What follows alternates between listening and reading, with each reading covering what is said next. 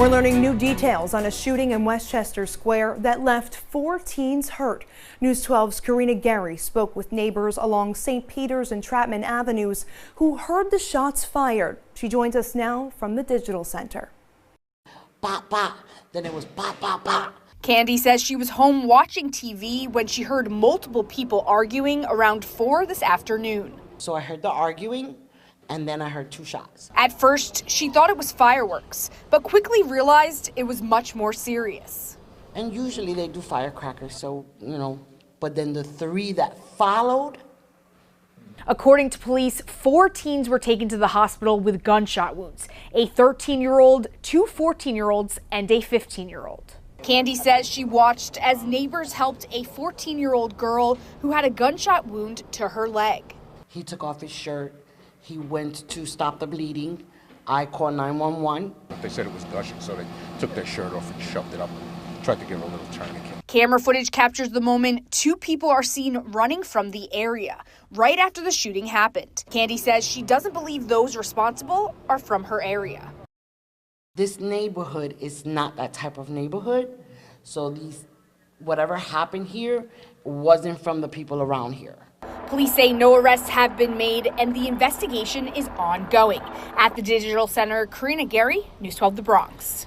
Fire tearing through a Bensonhurst pizzeria this morning, leaving Brooklynites without a home. News 12's Morgan Scott is on the scene where it happened with more on the extent of the damage. Residents living at 7502 18th Avenue tell us they woke up to the smell of smoke around 4:30 in the morning, and shortly after, firefighters showed up and headed towards the flames. I was shocked and worried. FDNY tells us the fire actually started on the first floor of this building, where Tony's Pepperoni Pizzeria has been serving the community for years. It's horrible. It's been here forever. I eat there every day. It's going to take a long time to get it back. I heard it's an electrical fire. The cause of the fire has yet to be determined by fire marshals, but a quick glance at the damage left behind tells the story of a long road ahead, a road some customers say they're willing to help be a part of. Absolutely. Absolutely. I mean, I talk to the people that work there all the time because I'm there all the time, Sad, very sad. Residents who live in the apartments above the pizzeria tell me the Department of Buildings told them they need to evacuate, forcing them to have to stay in a hotel for the next few days. The American Red Cross confirmed that they are assisting at least 9 households, but most importantly, no one was hurt in the process. In Bensonhurst, Morgan Scott, News 12 Brooklyn. A string of recent suicides prompting a Fairfield family to speak publicly for the first time tonight about the death of their 29-year-old son. Our Frank Breccia has the story. My uncle, he was a very caring and loving person. The family of 29-year-old Casey Stopa of Fairfield not only standing hand in hand, but taking a stand against the silence that has traditionally surrounded suicide, which is how Casey died 1 year ago. We need for people to say the word suicide. It's out there. We need to do something about it. It's crushing us. Casey's family coming together here at his favorite spot by the shore. Casey loved coming to St. Mary's, where the bench they're on is a memorial to Casey, a successful realtor who to the outside world appeared happy and carefree. The biggest heart, the biggest soul. Always had a smile, always had a hug, and we didn't know how deep and dark his life was. His smile, his energy was captivating. I think about the last conversation I had with him, and the last thing he told me was, "I love you." So I'll always hold on to that. Casey's dad says after a tragic coincidence that left him doubly heartbroken earlier this month, I witnessed a young man take his life. He is determined to stop people in memory of his son from whispering the word suicide. Stop being quiet about suicide. We need to speak up. The family honored this week for working to prevent suicide. Their bravery and their perseverance are turning a tragedy into something that can help others. Casey Stopa's death will not have been in vain. Casey's family says they are left now to struggle and weep and to warn other families that still waters run deep. The fact that I witnessed a suicide just shows us that there's something has to be done about this. Suicide is the worst thing that you could do. Don't do it. In Bridgeport, Frank Recchia, News 12, Connecticut. And the family urging anyone who's thinking of harming themselves to call the Suicide and Crisis Lifeline at 988. We have more about a nonprofit they've started at news12.com. Very often that the government gives you a refund, right? But that's exactly what's going to soon happen for millions of New Yorkers come fall. Inflation refund checks will be mailed out beginning in October and will continue through November. Now, you should get your check by mid-October, we're told. To be eligible, you had to file state income taxes in 2023. Single filers who earn $75,000 or less could receive a check for as much as $200. Joint tax filers who made $150,000 or less could get as much as $400. The state says more than 8 million New Yorkers qualify for these savings. Just giving you that check when it comes time to be shopping for fall school clothes and supplies. The refunds are part of the state budget passed by lawmakers earlier this year. Inflation checks are designed to offset increased sales tax payments that you likely paid due to inflation. We have more information on all of this on our website, news12.com. Sexual abuse allegations at an Oceanside pizzeria, and it allegedly involved a minor. The district attorney's office and court papers both say Joseph Piccolo is the owner of Pizzaiola. They say he forcibly touched and sexually abused an employee who is underage. Now, court documents also say it happened at the pizzeria on August 10th. Prosecutors say Piccolo asked the victim to come into his office, shut the door behind them, and then allegedly gave the victim $200 in cash and kissed and touched the minor. People who say they've known Piccolo for years are shocked. Of course it's a shock. He's not the kind of guy. They're not these kind of people.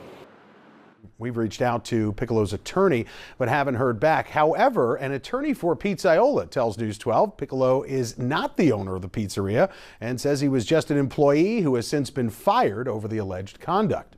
Well, we now know what caused a fire that destroyed a popular waterfront restaurant and several boats. News 12's Cecilia Dowd has the story from Seaford. It was small at first, and then it just got huge. Flames ripped through Krabby Amy's before spreading to nearby boats at Treasure Island Marina in Seaford Thursday night. I feel sad, very sad, and I feel sad for the employees. It was pretty intense. The propane tanks were blowing, everything was going, so it was pretty crazy. It got real crazy real quick. The wind did not help the situation. Fire officials say they've narrowed down the cause. They're attributing it to an electrical failure or an accidental electrical fire. Officials say it's likely tidal flooding contributed to the electrical fire. The man who runs Treasure Island Marina says 4 boats were completely destroyed, including his own. I'm on this side of the dirt. That's all that matters. I wake up in the morning, I'm on this side of the dirt, so who cares? I have these 2 things. I can fix anything. Watch yourself! Another marina owner sprang into action to prevent more vessels from being destroyed. The boats were on fire and they were coming over here, and I didn't want them to come over to my marina, so I just started dragging them out to the main channel, threw the anchor out, and that was it. Residents told us that the owner of Krabby Amy's helped many in the community during Sandy. Krabby Amy was always just the perfect person. And we go down for breakfast, and then they have like a band at night. Just another place we lost. It's a shame.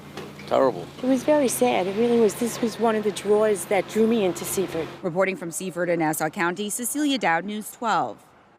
Now we're told the Coast Guard responded to a fuel spill in the waterway. We begin tonight with a News 12 exclusive. Witnesses say road rage on the busy summer streets of a Jersey Shore town led to a shocking assault, all caught on a neighbor's Ring video. The man seen getting punched in the video remains hospitalized today. Our Jim Murdoch has details on what led to the exchange in Belmar, and a warning: some viewers may find the following video very disturbing. Saturday afternoon, 1 p.m., D Street between 12th and 13th Avenues. The suspect, 37-year-old Anthony Alvear of Belmar, stops his blue Kia Seltos as the victim and his wife are on bicycles. Watch again. You can see Alvear appear to land a punch onto the victim, who police describe as a man around 70 years old. The man is hit in the face and stumbles off his bike onto the sidewalk. Alvear then apparently speeds off, blowing through the stop sign at 13th Avenue. Belmar police tell me the whole incident began a few blocks north by D Street and 10th Avenue when words were exchanged between Alvear and the bicyclists. Well, that all continued until we saw what was captured on camera. Neighbors say the victim yelled at Alvear by 10th Avenue for not stopping at that stop sign. One witness snapped a photo of Alvear's license plate, and he was quickly tracked down, arrested, and charged with aggravated assault. The vehicle was seen in his driveway at his home a few blocks away, ironically, in front of a punching bag. Wow. Yeah, never seen anything like that. We showed the video to some folks riding bikes along the busy beachfront. I have not seen somebody get out of the car and just hit a 7-year-old man before. He should be in jail. Whoever's opening the door on their car, it's their responsibility to make sure no one or no car is coming. It was his fault. And then he rants on the 70-year-old? Absolutely wrong. Police confirmed with News 12 Alvear is locked up at the Monmouth County Jail and that the victim remains hospitalized. Neighbors say he underwent surgery for a broken jaw. In Belmar, Jim Murdoch, News 12, New Jersey. Portchester are mourning the loss of a teenage girl. Police say she died following an accident in Rybrook. News 12's Melanie Palmer has this story. Accident happened in his way close home. Hearts are heavy in Portchester. Village Mayor Luis Marino is helping a local family plan their 16-year-old daughter's funeral. No one's prepared for these circumstances. It's sad. He says Tanya Lopez died following an accident Saturday evening in Rybrook.